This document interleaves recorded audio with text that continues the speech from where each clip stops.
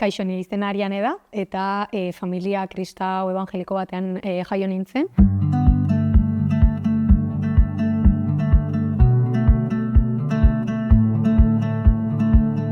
Bueno, berez gu garizuma berez ez dugu ospatzen modu konkretu batean, baizik eta hartzen dugu eta erabiltzen dugu bizitza osoan zehar, ez? Orduan, gertatzen zaiguna da, batzuetan, edozein momentutan, elizan edo nor taldean, gurekideen artean zerbait gertatzen denean, edo norbaitek momentu txar bat igarotzen duenean, elkartzen gara eta erabakitzen dugu, adibidez, elkarrekin otoitz egitea, baita barau egitea, eta orduan elkarrekin batzutan inkluso kabena batzuk sortzen ditugu, ez? Non batek hasten du otoitz egiten goiz-goizetik eta gauera arte egiten ditugu 30 minutuko otoitz ezberdinak eta elkarrekin egiten dugu otoitz.